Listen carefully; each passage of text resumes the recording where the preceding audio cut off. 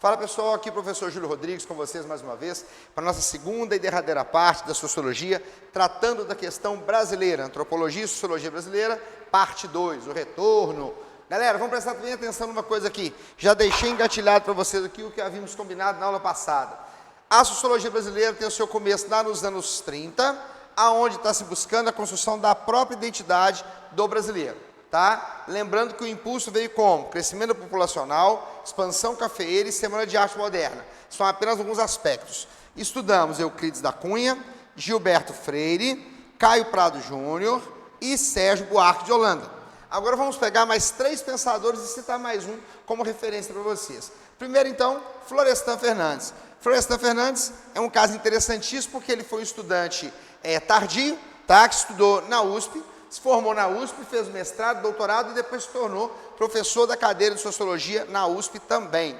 O Florestan Fernandes fazia uma grande crítica à questão da sociologia clássica, Durkheim, Weber, Marx, mas também fazia uma crítica à própria sociologia brasileira, que ele dizia que às vezes acabava sendo muito mais conivente com o sistema do que desafiadora. O que ele faz então? Ele valoriza o papel que o negro vai ter dentro da própria sociedade brasileira, tá? E enquanto professor da USP, ele defende exaustivamente essas questões, trazendo-as sempre para a questão e para a discussão racial, para a discussão social, para a discussão etnológica dentro da própria sociedade, tá? Então, Florestan Fernandes tem uma contribuição essencial nessa construção do papel da sociedade brasileira.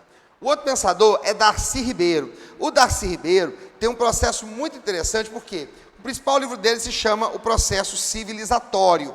Cuidado para não confundir com o livro depois de Norbert Elias, que é o Processo Civilizador. O Darcy Ribeiro trabalha com o quê? Principalmente a perspectiva da educação, né? Ele é fundamental na formulação do que antes se chamava LDB, Lei de Diretrizes e Bases da Educação Brasileira, e também uma perspectiva que vai trabalhar muito a condição da própria sociedade, aonde vai inserir a questão do estudo indígena.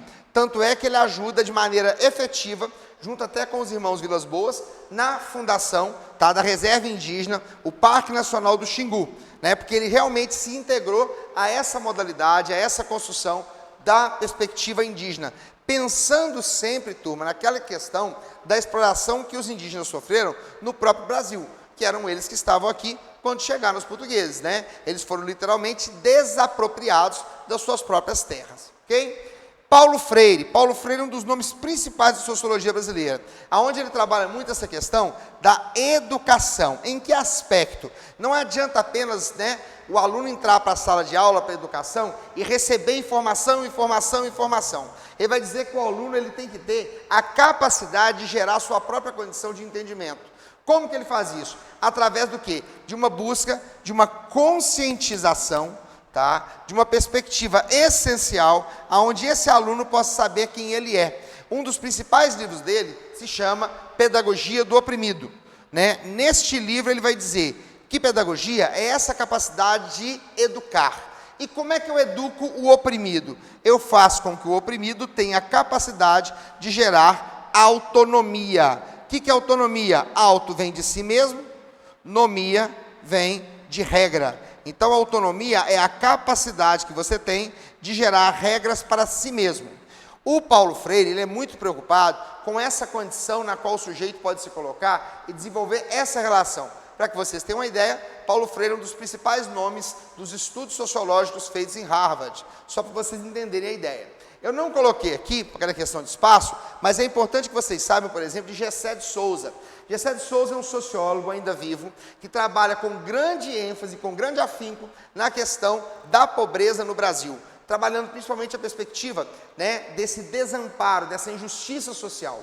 Ele chega a dizer que isso não é fruto de um acaso, é fruto de uma construção que foi sendo fortificada ao longo dos tempos. Ele inclusive diz, você pode desenvolver, você tem lá a elite, você tem os trabalhadores, você tem os servidores e tem a ralé.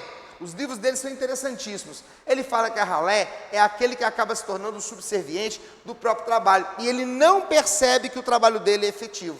Ou seja, é como se eu trabalhasse e ao mesmo tempo estivesse alienado daquilo que eu faço. Então eu me torno o quê? Alguém que é escravo de si mesmo, no pensamento de Gessé de Souza.